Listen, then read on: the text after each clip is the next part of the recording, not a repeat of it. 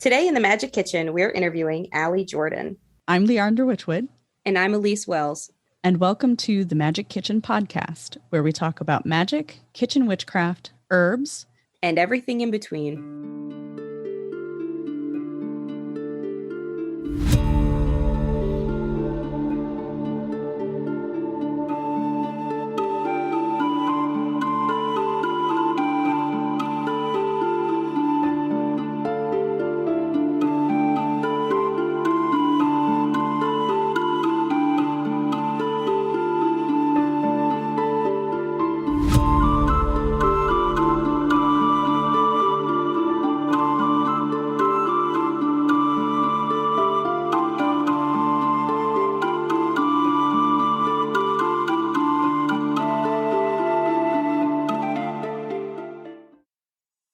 We are rebels.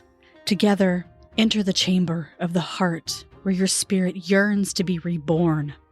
Ignite that spark, fan that glowing flame, and warm yourself to your core with meaningful conversations, thundering heartbeats, countless dreams, inspiring stories, ecstatic devotion, healing ceremonies, and excursions into the wilds of the soul. Join me, Leandra Witchwood, in the Rebel Mystic community as we come together and explore the radical, rebellious act of creating sisterhood and engaging in deep self-care. Today in the Magick Kitchen, me and Leandra are joined by Alli Jordan. She's the founder and lead astrologer of Astrology Reports and the host of the Mystic Holistic Podcast. Alli is a yoga teacher and speaker on all things cosmic. And we are thrilled to have you here in the kitchen. Thanks for being here. Thank you for having me. Welcome. Very excited. So, Alli, let's jump right in. Can you tell us a little bit about your brand of astrology?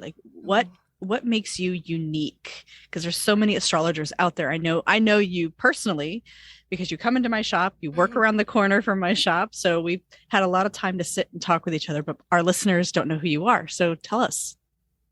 Excellent. Yeah. So I like to describe myself as an intuitive astrologer. And what that means to me is I kind of throw the kitchen sink at my astrology clients. If somebody comes in for an astrology reading with me, I have learned transit astrology. I know how to read birth charts. I work with astrocartography. And the biggest thing for me is understanding that astrology is an energy. Planets, the way we interact with them, it is all energy work. So with that, we can understand many things, not just our personality, because I think some people think that astrology is just a big personality test. But it can also tell us how do we function best in our work? What roles were we karmically born into with our families? Things like that. I love using astrology to understand energetics and karma. Nice. I like that. Yeah. And I love how you touch on that it's energy, because I think a lot of people just say, oh, well, tell me about myself. Well, Yeah. if you're really, into yourself, then you should know yourself well enough. You don't have to have somebody else tell you who you are and, your fundamentals. But Yeah. I think astrology helps us understand ourselves better. I can't read my birth chart at all, but when somebody can lay it out for me, I'm like, oh, that makes sense. Okay, now I understand why I have a tendency to gravitate towards leading community, even if I'm resistant to it, those sort of things. Yeah. What I love about astrology, one of the many things I love about astrology, is how it works as a mirror in that way, where there's nothing I can tell a client who comes in to meet me that in the deepest, most knowing place of their soul, they don't already know about themselves. It's just astrology and reading birth charts is just holding up a mirror for people to see themselves more clearly. Yeah, I like that. Yeah. And I can see that because I had a friend of mine, I don't know what we were on the phone, not even FaceTime, just the phone.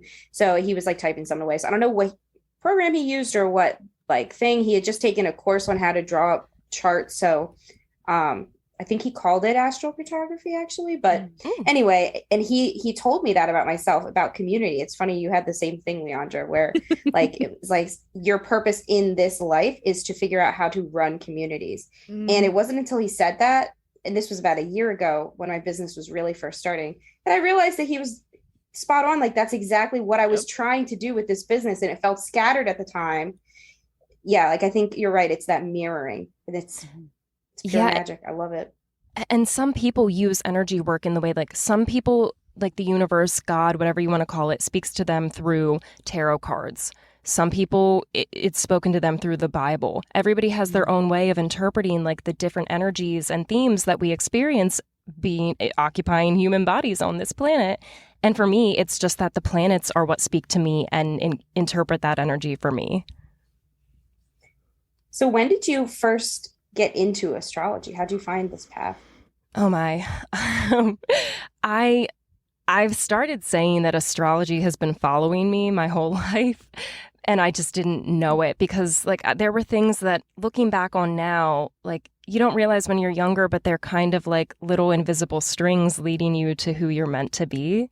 And, you know, for instance, when I was a kid, like my best friend in middle school and high school, she would only see shooting stars if she was outside with me.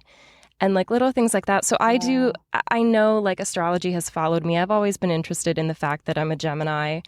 But really, this became pivotal for me in 2015. I have a very colorful history, which I do talk about on my podcast. And I found myself in Los Angeles. I was rooming, I had a roommate out there that I had traveled with, and she would sit in the bathroom and do her makeup. And I wanted to get to know her better, but I didn't know how. And I knew she was I knew she had the app CoStar. And she was always like messaging her. CoStar is such like a gateway for astrology for people. Yep. So she had that app and I went, yeah. And I went in there and I sat down and I was like, so this app, and you know, like how does anybody start a conversation? And she pulled up my birth chart from there. And that day, like I started to see the pieces of things I didn't know about myself fall into place. And since then, it's been this unfolding of growing in my knowledge. You know, I started buying books. My boyfriend got me like my first astrology book that Christmas because I was becoming passionate about talking about it. And then in 2019, I was going to an in-person yoga studio before the pandemic started. And it was like a yin yoga studio. And I became very close with the owner of the studio. And she would hear me come in and talk about like, oh, full moon tonight. Like people are going to be kind of like wonky, you know. And she would pull me aside and she was like, you have a passion for this. You know this stuff like on a deeper level than you realize. Would you be interested in reading my chart? And no one had ever asked me that. I was only like looking at my chart and, you know, like creeping on my family's charts. So she gave me my first opportunity to read a chart for somebody. And oh God, it was so bad. If I could go back and redo, you know, when you think back on your first, like your first podcast, your first ritual, whatever it was, I didn't even include house structure in her reading, which is what a dummy move now. But, you know, you live and you learn. You do. But through that, like I gave her a reading and then she loved it and she started telling friends and it just grew from there. And that, yeah, like from there, it led me to this place where I've become confident enough to begin my business. That's awesome. Wow. I love art. I love that you can pinpoint that too. To that conversation in the bathroom. She's doing her makeup. Like that was so visceral. I love that story. Yeah. You think back and you like look back at these moments and maybe in the moment you're like, I don't know why this matters. Why am I sitting in this bathroom? Yeah, right. But then you go down your path and you can see like that wasn't insignificant. There was something beautiful unfolding even in those quiet moments. And yes. I am lit up by those moments. So I always think that, you know, when you look at the sky, you look at the stars, you look at the planets, like there seems to be like sometimes pieces of it, like the moon has got to be my favorite. I love the moon. Like I'm obsessed with the moon. Mama moon. The moon, the room that I'm sitting in is called my moon room. So technically, and you have a little moon like hanging behind you. I have a little moon above my head. So perfect. Do you have a favorite planet? Oh my gosh, nobody's ever asked me that. Wow. Oh gosh, I might need a second to answer that. I hope that's okay. Yeah. I love the sun. So the sun in astrology, it is also the embodiment of Leo energy, and it also is representative of the 5th house. And I have been surrounded by Leos for all of my life because my father is a Leo. My mom has strong Leo placements. My first brother, I'm the oldest, but the first sibling I had, he's a Leo. So I've always loved the optimism and vitality that we get from the sun. It teaches us where we shine and our purpose in this life. And I know it is just the foundation of a chart. Like when somebody asks, what's your sign? They're asking for your sun sign. But like, even when I look at my astrocartography, when I travel to sun lines, I love they give me so much energy. It feeds my soul. I feel brighter. So probably the sun. Nice. I like that. Mm-hmm. Can't do much without the sun. Also, right? I think, yeah. Yeah, right? Yeah. The life source. I think it's crazy that like we have so much in common, actually, astrologically. My dad's a Leo. I am also the oldest. My brother, just below me, is a Leo. And then I have another one who's a Pisces. And my mom, it's the same. Like, I don't know exactly because, again, I'm not great with this. But my friend who had read my chart, read my mom's as well. And he's like, you have a lot of Leo energy. That makes a lot of sense with this and this. So that's wild. I do. That is something I love to tell people. It's one of my favorite like astrological fun facts. We inherit, just like we inherit DNA, and like I've got my grandmother's eyes, I've got my grandfather's hair, like you inherit astrological placements from your family. It's part of ancestral karma. Like my dad's a Leo, my mom is a Scorpio, and I know because of my astrology chart and certain placements I have in Scorpio that part of what I'm here to do is restore karma for my mother's side of the family because I can see the lineage of Scorpionic and Plutonian energy throughout my family. And I love being able to connect those dots from people. Like if you have children, your children will inherit certain placements from you because it's an energetic exchange of being, like mother and son or daughter, and all of the things that we learn from each other by, once again, being those mirrors. Huh. Well, and maybe there is more to it. So I always thought it was strange that my husband's birthday is the day after my mom's, and his dad's birthday is the day before mine. Ooh. And I have two cousins from different aunts that were born on the same day as each other. Wow. Like different years, but same day. And I always was like, oh, that's so strange. But maybe it is like you said, it's like ancestrally deep to be drawn to those same energies. And my husband's a Virgo and I'm a Taurus. And I've heard people say like, that's really bad. And I've also heard people say like, oh, that's great. You guys will never fight. You'll this or that. Is there any truth to all that? Relationship is wrong. This relationship is good. Like you will, I constantly walk around saying, no coincidences. Oh, there you go. That was a right path moment. Like, I do not believe in coincidences whatsoever. So I definitely believe when you see like numbers and like patterns like that it's a message for something. But as far as like compatibility might go, in astrology, it's not just known as compatibility. It's also known as synastry, how you interact with another person, how their chart plays with yours. And I also like to tell clients that if somebody says, am I compatible with my boyfriend? I will say, yes. And you want to know how I know? We are compatible with everyone. No, nobody likes that answer. Nobody likes my little Gemini trickery, but it's true. We're compatible with everyone we meet, but is your compatibility going to be more harmonious and easeful, or is it going to be challenging and you'll have differences that you awaken in one another? And usually compatibility is more about like, well, what's your intention with this relationship? Are you business partners? Is this your mom? Is this your husband? Like, is this somebody you're having a casual fling with? Like, get real about like what your intention is behind that relationship before even questioning, are we compatible? That's good. I like that because I think a lot of people just think that, astrology or tarot cards or tea leaf readings or, these tools that we use are going to solve the problem and give us all the answers. We forget that the answer starts with us. Absolutely. Like people don't realize that. I keep saying it's an energetic exchange, but it really is with the planets. Like, as above, so below. As much as their energy is impacting us, we have free will. We have choice to affect the planets as well. Yes. And the decisions that we make based on what energies show up. Yeah. So it's all related. It's all tied in. Nice. Yeah.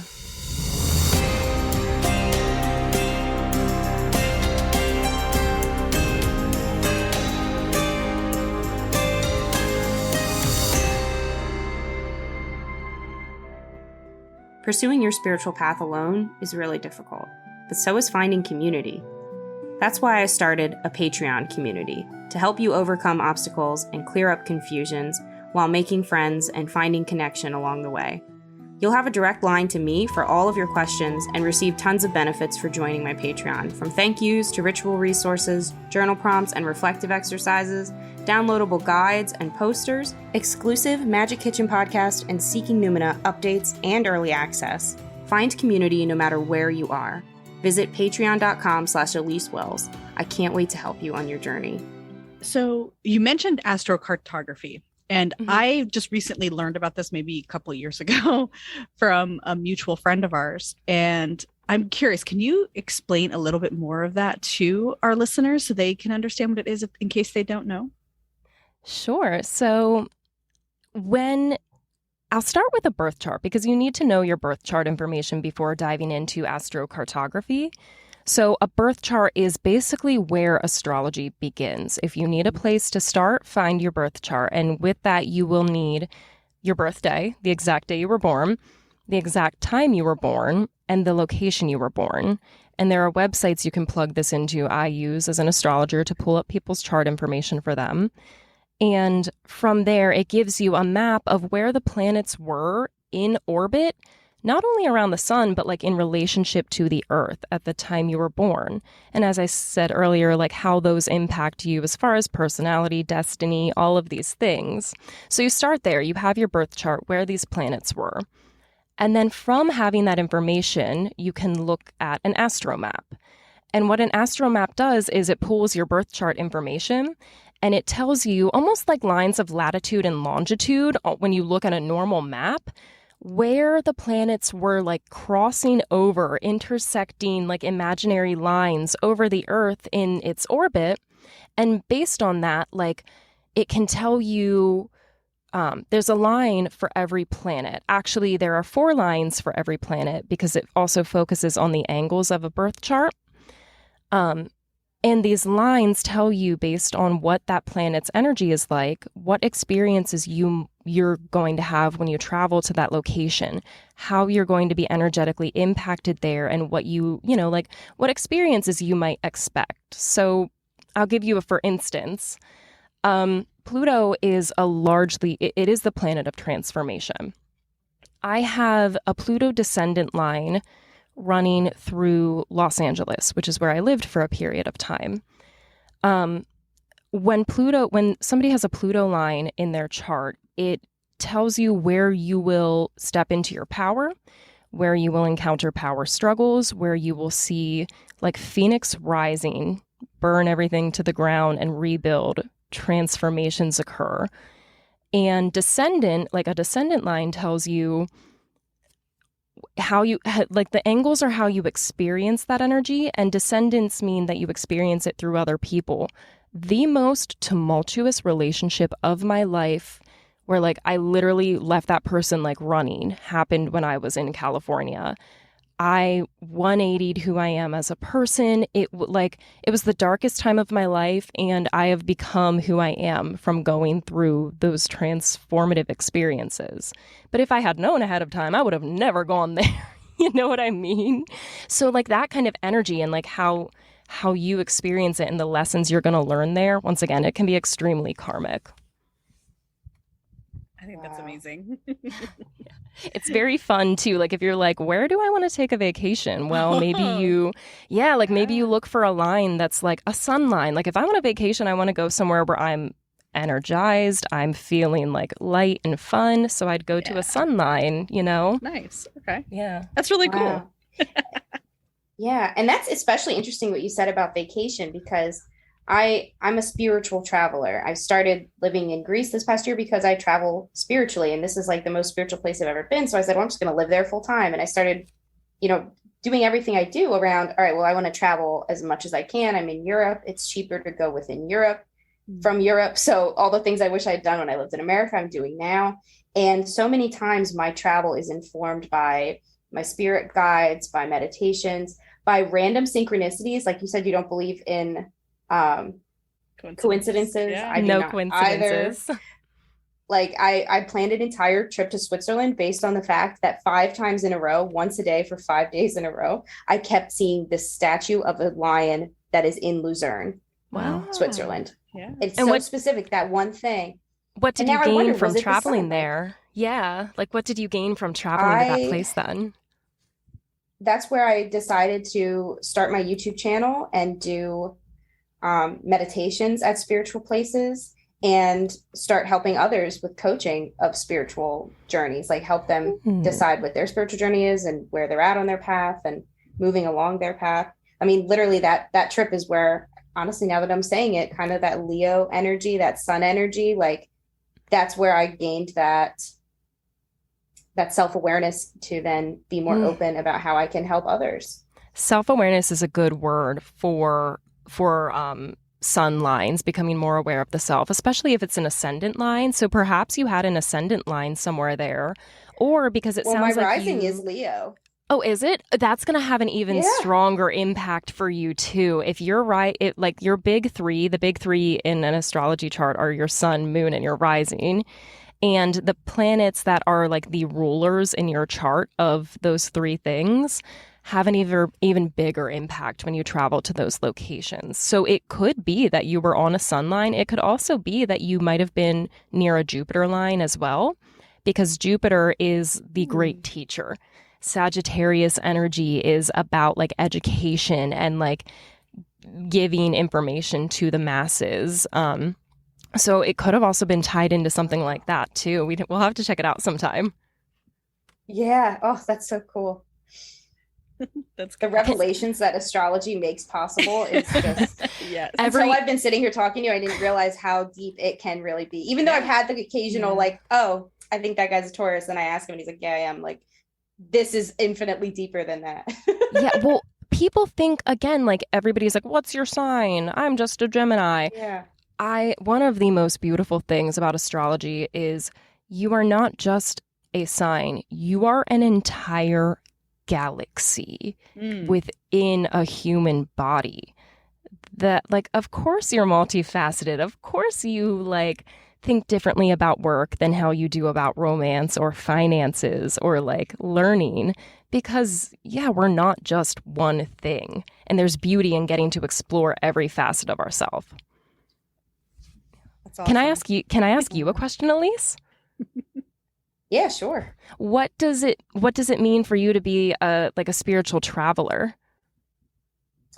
For me, that means that I travel with either the intention of something specific, like recently, well, actually, I can back up that about even more. Spiritual travel for me is about finding the next destination based on the signs and messages I'm being given. And then it's executing that plan.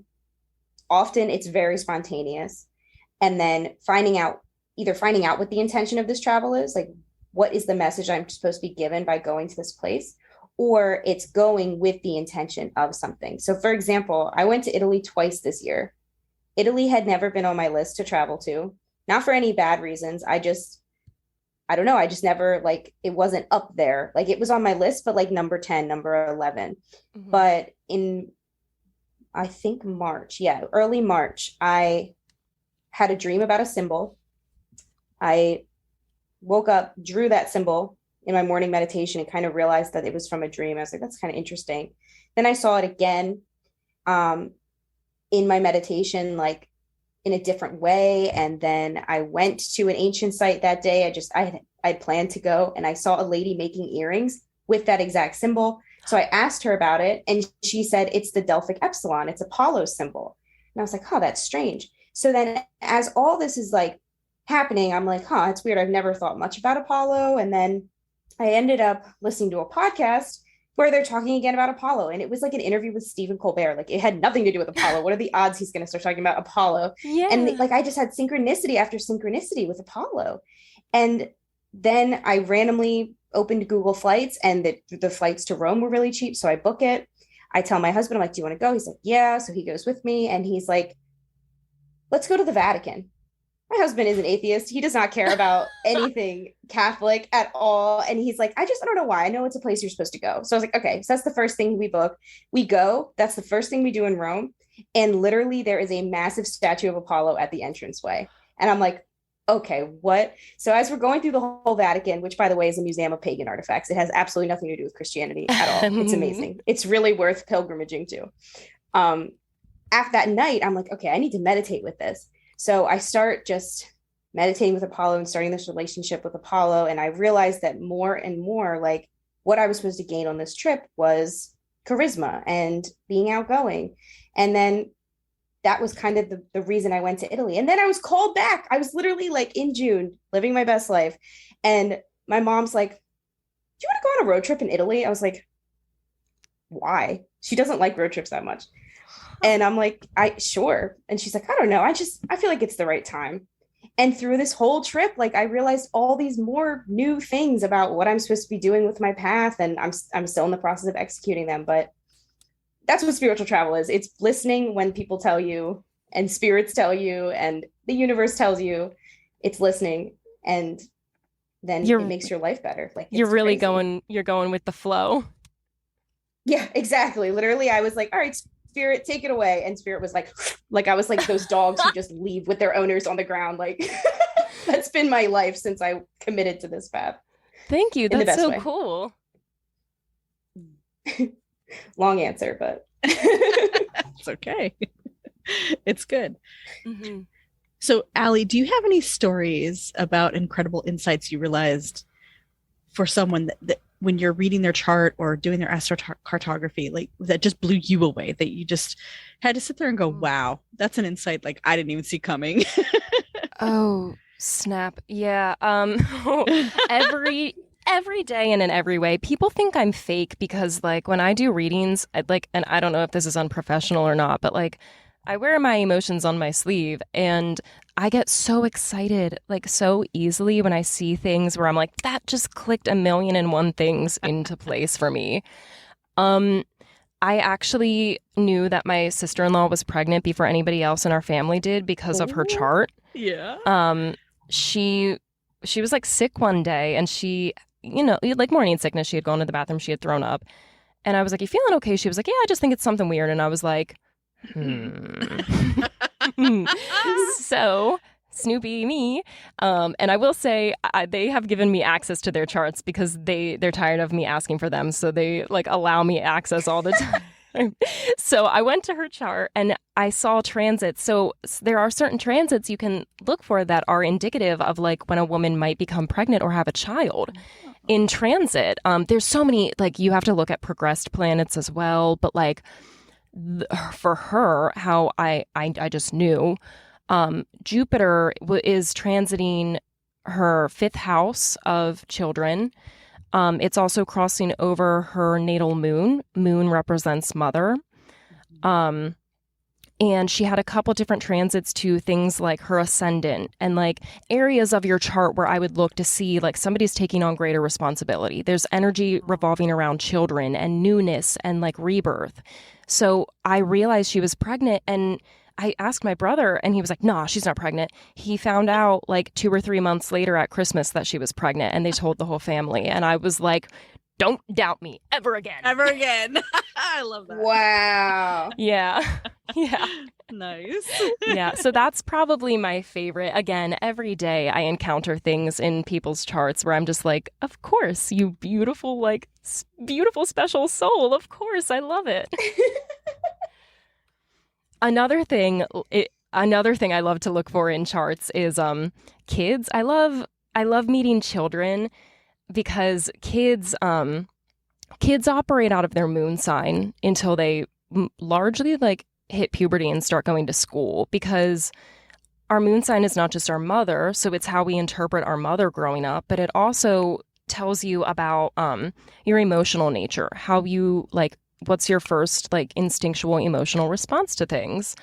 And before we start becoming like indoctrinated in schools and learning, like having other people try to tell us who we are, and then our thinking brain kicks in and we're making sense of who we are in this world, we operate emotionally. So kids operate as their moon sign. And yesterday we met up with one of our friends, and I'd never met her kids before, but her one son, he's 4, he like ran out to meet us.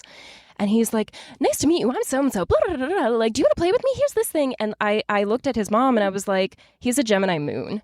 And she was like, what? And I was like, he's a Gemini moon, girl. So she gave me his information, and he was a Gemini moon. That boy could talk. I love stuff like that. Yeah, I love stuff like that. Oh, man. Yeah. Well, it's interesting that you say that, kids operate from the moon, the mother side, the emotional side, because I know in some cultures, I don't remember specifically which ones, but for the first 7 years of the child's life, it's the mother's responsibility, where the dad kind of takes a back seat because mom is responsible for developing the child. So I'm wondering if their cultures had this intuitive knowing, Yeah. Yeah, again, as above, so below, how Right. like we impact like how energy flows together to like find those outcomes. Absolutely. Yeah. I love it.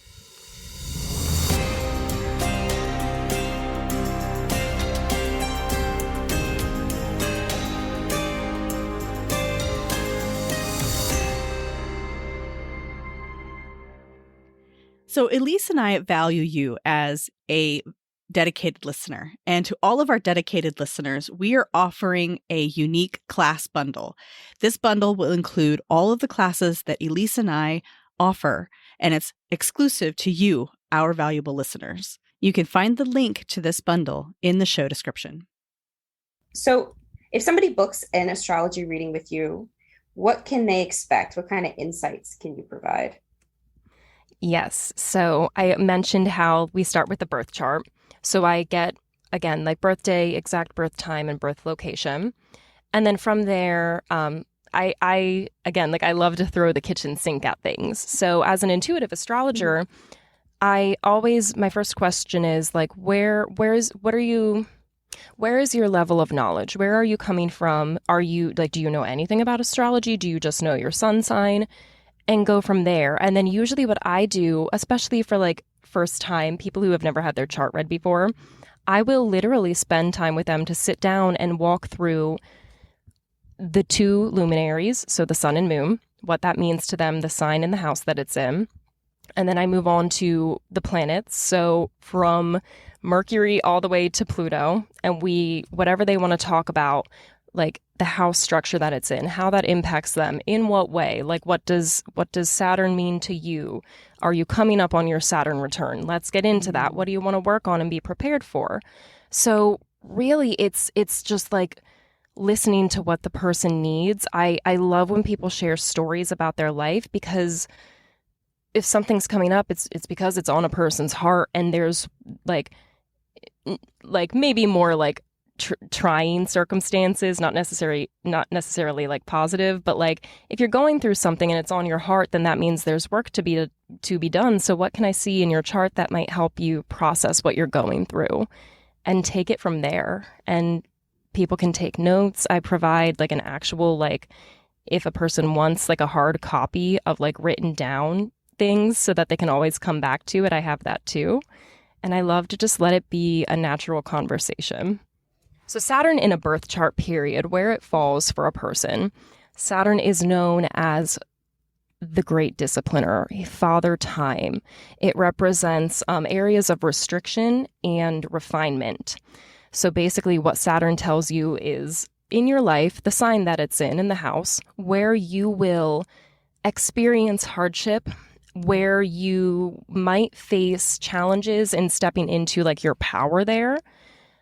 But when a Saturn return comes around, that is when, right around the age of, like, sometimes it starts as early as 28, but from 28 to 30, Saturn is making an orbit back to the location it was when you were born, because that's how long it takes the planet to like fully transit back to where it was, between 28 and 30 years.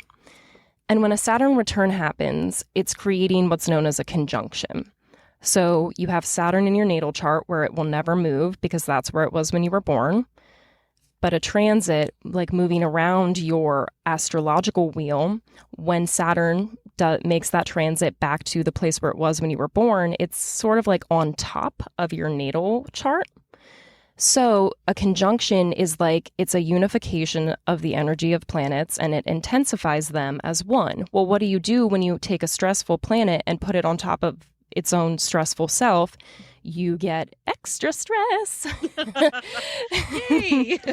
So my poor partner, he is going through his Saturn return right now, and it is on top of his ascendant, and I feel so bad because it's a lot of stress. He's very stressed right now, and that's not how it impacts everybody. But it's basically like all of the sum of what you've been learning as far as like your pivotal challenges in your life and restrictions you've had come into the forefront of your attention during your Saturn return, because what the universe is doing is it's forcing you to address your shadow.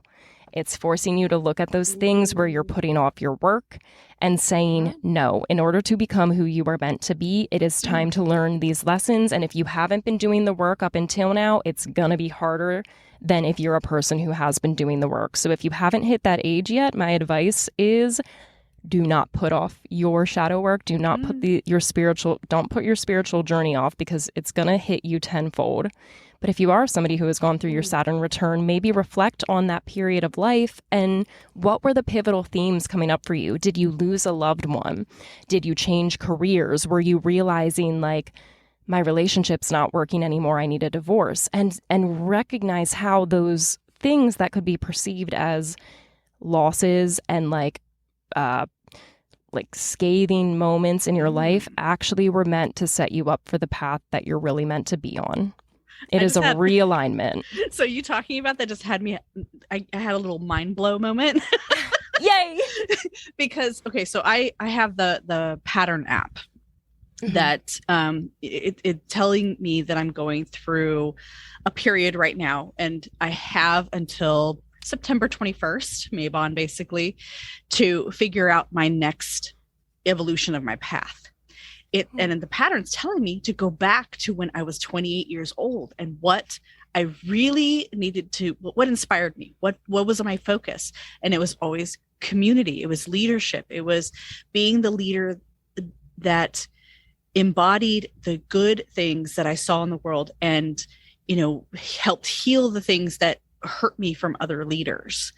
And that, I think, had to have been my Saturn return. Like, that was a very stressful time, because at the time I was part of a coven that the high priestess just all of a sudden like imploded on everybody. And it was a little bit traumatic because we trusted this person. She was supposed to be this pillar of knowledge and stability. And she completely like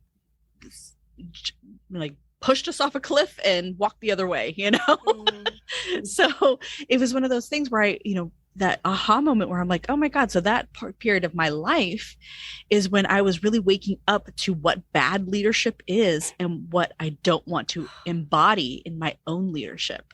Wow. And it's carrying forward now. And, I'm nowhere near my next Saturn return, but this is what I'm working on now, is being in right leadership. And a lot of my work that I do is, in my divining work, is animal interpretation. And so Blue Jay is that message of right leadership, being a leader for the right reasons, using the right methods to lead, to inspire instead of control. And I was like, wow, whoa, mind blown all of a sudden.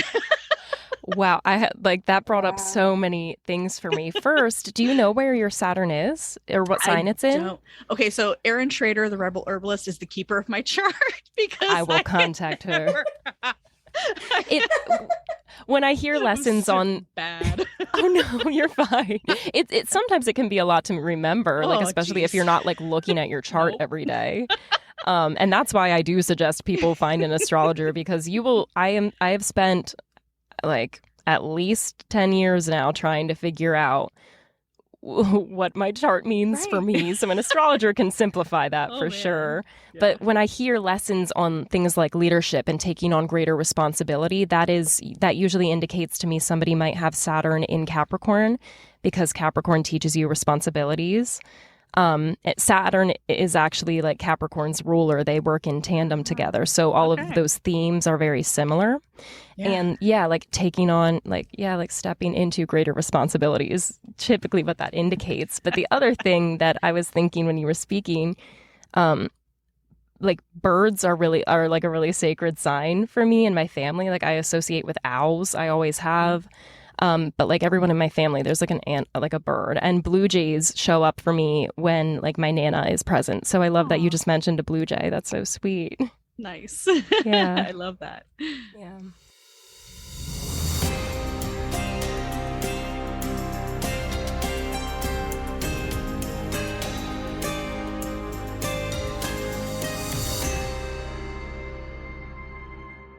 We've got an idea for an event, but we need your help to make it happen. Leandra and I would love to do a Q&A episode that would be recorded live with you present to ask us your questions. If you'd be interested in participating in this, please email us at magickitchenpodcast@gmail.com and let us know. Well, Alli, thank you so much for joining us in the Magick Kitchen today. This was a really enlightening conversation that I'm going to be thinking about for a long time. Absolutely. It was very fun. Thank you. Yeah. Where can people find your business and contact you? Sure. So I do have a website. It is www.astrologyreports.com, ALS, and then it leads into the rest of the words. You can also find me on Instagram, Facebook, and Twitter at Astrology Reports. And I also have my personal page where I do that's mostly my astrology business page, but I have my personal page, Alli R. Jordan, on Instagram, where I also share a lot of my mystical and holistic musings. And then my podcast, Mystic and Holistic, the Astrology Reports podcast, is going to be releasing within the next couple months. So you can be on the lookout for that on Spotify and Apple Podcasts. Awesome. I'm excited for it. Awesome. Thank you. Thank you. Thanks for being here. I appreciate being here. I'm so grateful that you wanted to interview me. Yeah, absolutely. We're happy to have you. Yeah. And I'll see you in the shop and Oh yes, you will. Oh yes. And I'll see you on Instagram. Yeah.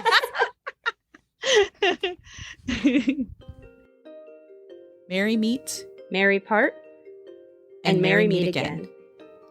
Thank you for joining us on the Magick Kitchen Podcast. Please visit my website, leandrawitchwood.com, for news, information, and more episodes. I'm Elyse Welles, and I can be found at Seeking Numina on YouTube, Instagram, and Facebook, and seekingnumina.com. That's Seeking, Numina.